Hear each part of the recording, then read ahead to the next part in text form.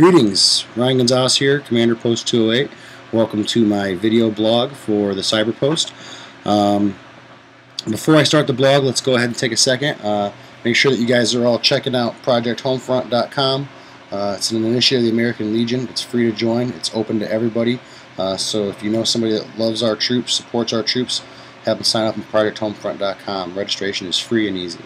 As most of you guys know, I have started a blog concerning survival, why survival is important.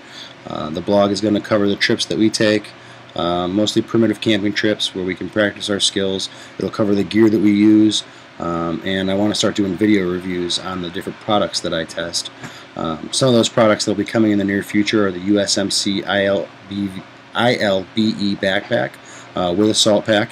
I have an NC Star assault pack and a Trek internal frame backpack that I want to cover. A CVS 250 piece first aid kit that you can pick up for about 17 bucks. It's a great product for the price.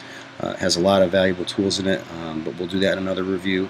And today, on our first video review of a product, we're going to cover the Becker BK2 companion. It's actually the K-Bar Becker BK2. I'm not sure what knife is issued to the Army, Navy, Air Force, Coast Guard, but I know that you jarheads are familiar with the K-Bar name, and people who are familiar with the knife industry probably have heard of Becker. Both companies have a good reputation as far as knives go, and this knife lives up to that name. I have very few complaints about the knife, and when you take everything into consideration, including price and product, I don't think that you can really beat this knife on the market.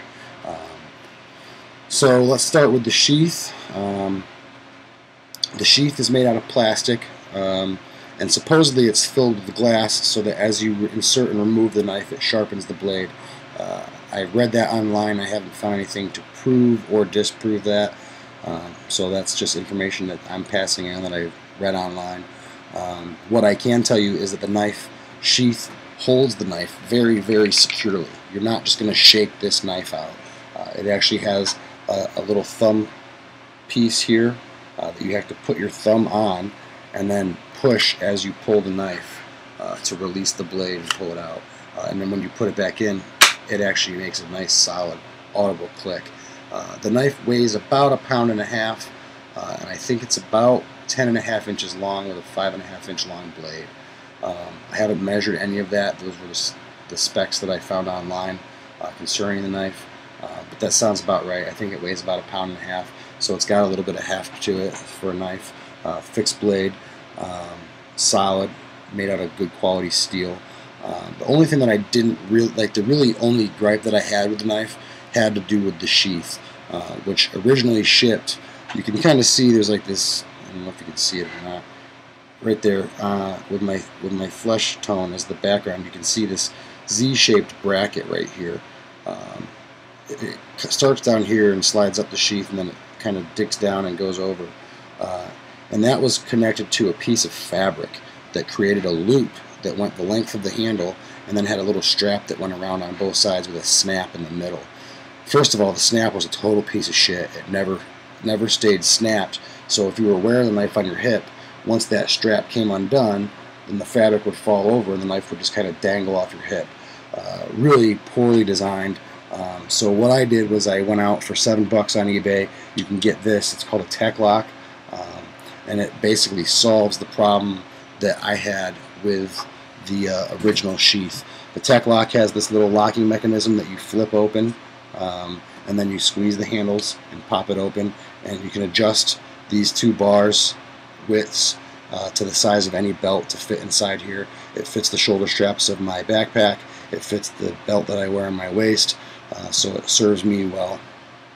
When you purchase it, it includes the hardware, the 3 mounting screws. You can mount this sideways, as I did, horizontally or vertical. I actually mounted it so that it was vertical. I guess it depends on how you wear it. When I wear it on my shoulder strap on my backpack, it's vertical, but when I wear it on my waist, it's like scout style, not vertical, upright position. If you want to wear it the other way, that's fine. These holes are the same distances either way you go, so you just rotate the whole thing and screw it in.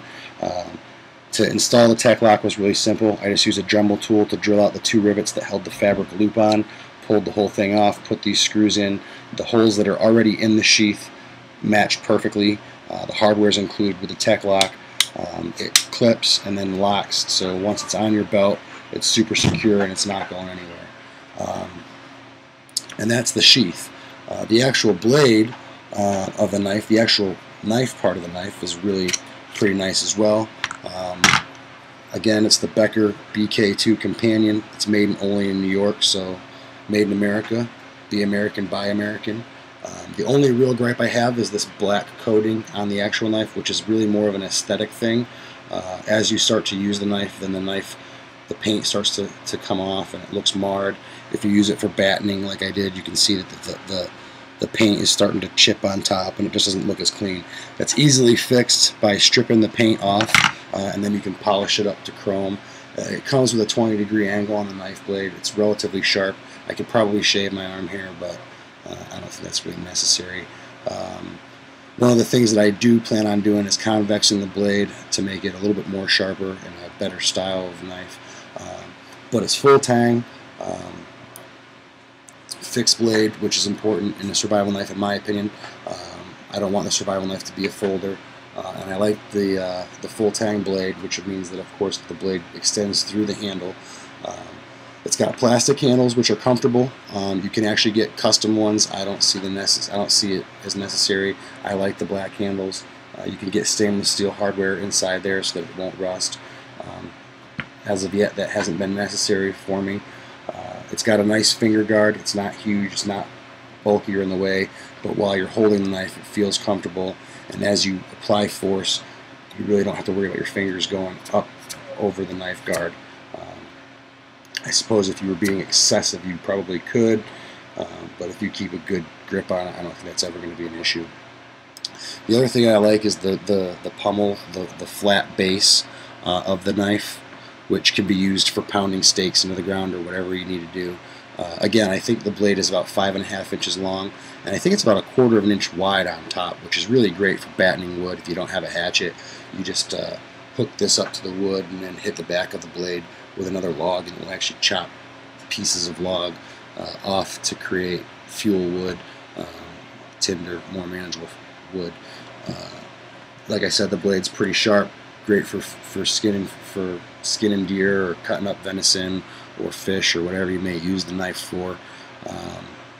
Just a good all-around quality knife, and at $60 for the whole thing, including the tech lock, I don't think you can beat that knife. Any other comparable knives that have the same features and the same heft and weight are going to run you upwards of $100. Certainly you can get them for upwards of $120, and I guess you could probably spend as much as you wanted to on a knife. But for a $47 knife and a $7 clip, I don't think you can beat that price and get this kind of quality product. I would highly recommend it to anybody. And I've put it through its paces. I've only taken it on one trip, but I purposely tested it out as much as I could. I battened wood with it. I cut rope. I did everything that you could think of. I crafted tools out of it. And the blade still maintains its sharpness. Just a really great knife that I would recommend to anybody. If you have any questions, please leave them in the comments. Feel free to write me an email, Ryan at FloridaLegion.org, or R. Gonzales, Gonzales, at FloridaLegion.org, and I will gladly answer any questions that you may have. Make sure to check back frequently. We're going to be putting up new video blogs pretty regularly now, and certainly follow my blog, my written blog as well. And I hope to see you guys in the posts. ProjectHomefront.com, don't forget. Thanks a lot for checking me out. I'll talk to you soon.